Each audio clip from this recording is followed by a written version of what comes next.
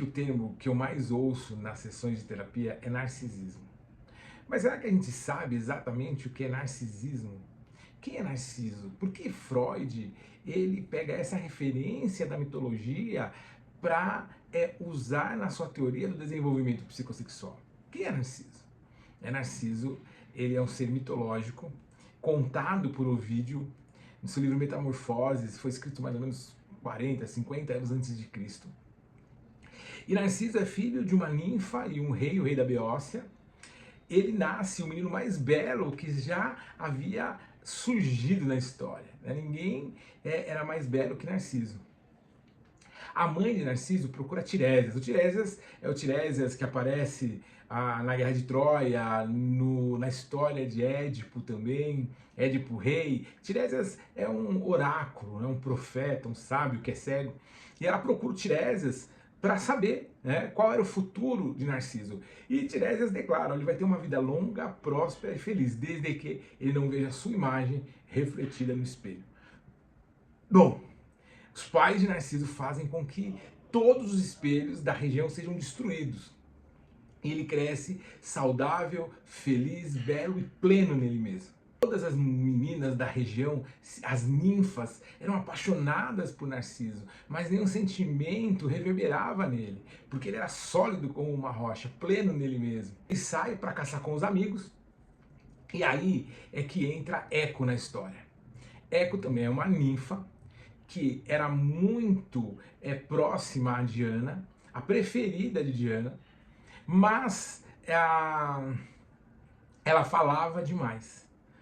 E a deusa Juno, ela sai para procurar o marido, que era um mulherengo, e ele estava ali de papo com as ninfas. Eco vê e começa com aquela falácia dela, ela consegue distrair Juno, as ninfas fogem, Juno percebe e decreta uma maldição para Eco, que Eco só vai conseguir, ela vai querer falar, mas ela só vai conseguir falar a última palavra que alguém disser, ela vai repetir.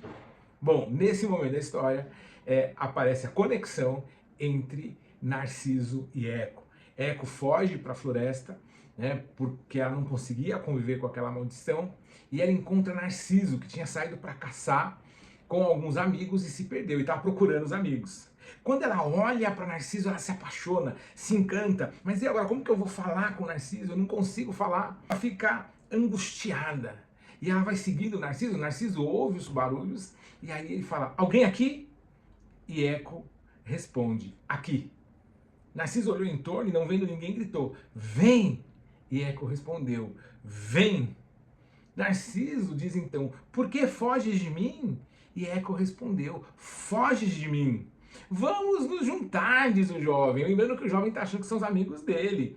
Quando ele fala isso, ela não sabendo o que fazer, ela repete, foge de mim, mas não aguentando mais de tanta paixão, ela corre e agarra Narciso para beijá-lo. E aí ele empurra a ninfa, e fala, afaste-te, prefiro morrer a deixar que você me possua. E aí ele vai embora e ela, desalentada, ela se esconde na caverna. Mas antes, ela pede para que Nêmesis, a deusa da vingança, ela mostre para Narciso, faça Narciso sentir o verdadeiro amor. Então Eco vai para a caverna e ela fica ali e acaba morrendo de inanição, os ossos dela se tornam rochas, mas a voz dela ecoa, repetidas vezes. Sempre que alguém fala, Eco repete. Essa é o mito de Eco. Bom, e aí a gente entende aonde a gente quer chegar aqui, que é no complexo narcisista. Bom, Narciso então, amaldiçoado agora por Nêmesis, ela o leva, ele sente sede e ela o leva até um lago transparente, que nunca ninguém se banhou nele, que nenhum animal bebeu água dali, um lago límpido, perfeito. Quando Narciso vai se debruçar para beber essa água, ele vê o rosto dele, a imagem dele refletir ali. E ele fica apaixonado, ele fica alucinado. Ele tenta, existem duas versões. Uma delas fala que ele fica ali, estatelado, olhando para a imagem, ele não come, ele não dorme, e aí isso vai o enfraquecendo e ele morre. E existe uma outra versão que fala que Narciso, então, apaixonado, ele tenta agarrar aquela imagem, mas todas as vezes que ele vai agarrar essa imagem se fragmenta, essa imagem flui e ele não consegue, e no desespero ele começa a se autoflagelar, se arranhar e ele então se mata de angústia pelo amor inacessível. Bom, posto isso, o que é o narcisismo em Freud e o que é o narcisismo em Lacan? Freud, ele entende que o narcisismo é muito importante no processo de desenvolvimento psicossexual. A criança, quando ela nasce, ela ela é lançada no ambiente hostil. Durante o período de gestação, ela está ali guardada, segura, confortável, tendo as suas necessidades básicas preenchidas, mas quando ela vai para o ambiente externo, ela agora tem barulhos, sensações que ela não tinha antes. Isso gera uma ansiedade básica e essa ansiedade ela acaba sendo somatizada através do que o Freud chama de ego arcaico, que cria um mecanismo de defesa onde ele entende que ele é o ser absoluto e que tudo, então, todas as pessoas e objetos, elas são extensão dele. Então a criança ela começa a se relacionar com as pessoas como ela se relaciona com os objetos. Isso vai mais ou menos até a fase onde ela começa a tirar a fralda e controlar os esfíncteres. Nesse momento ela começa a se perceber como indivíduo. É o senso de alteridade. Eu começo a enxergar o outro como o outro e aí eu consigo me enxergar como indivíduo. O Lacan, ele fala sobre o estágio do espelho. Que a primeira coisa que eu tenho quando eu me enxergo no espelho é o estranhamento. Depois vem a transitoriedade, onde eu começo a me acostumar com essa imagem, e depois o reconhecimento, onde eu me reconheço como indivíduo. Então a criança, quando ela vê as outras crianças, são todas crianças. Ela não consegue se identificar como um ou outro, né? Para a criança, a mãe é a extensão dela. Mas quando ela começa a perceber a figura do pai, Lacan fala muito sobre a figura do pai, então ela começa a se perceber como um outro. E aí vem esse estranhamento. Opa, mas espera aí, o que está acontecendo? Depois vem a transitoriedade, onde a criança ela se enxerga então como indivíduo e ela consegue ter esse senso de alteridade. Ok? Então, quando esses estágios eles não são passados de uma forma tranquila, cria-se uma fixação, segundo Freud, uma regressão narcisista, onde o indivíduo agora ele começa a se amar mais do que os outros. Esse indivíduo ele é o indivíduo ideal. O ego, quando a gente pensa em ego e de superego, esse ego ele é o ideal de eu, não o eu real, mas o ideal de eu, aquele ideal que eu tenho sobre mim. Uma coisa muito importante é que a gente tem que separar, narcisismo não é egoísmo, ok? E narcisismo, a vaidade pode ser uma das características do narciso, mas vaidade não é narcisismo, tá?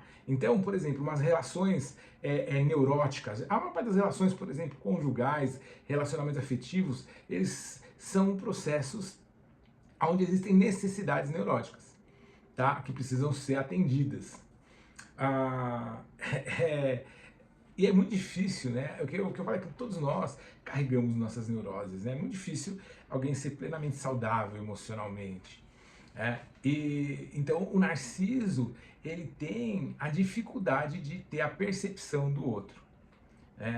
Ele começa a se relacionar com as pessoas dessa maneira objetal. Ele se relaciona com as pessoas como ele se relaciona com objetos.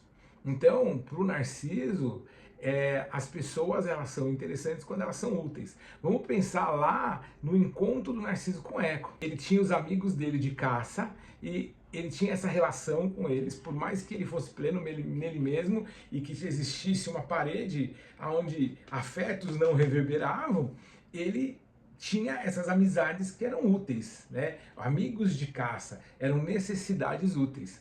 Então, o narcisista está sempre buscando utilidade nas pessoas.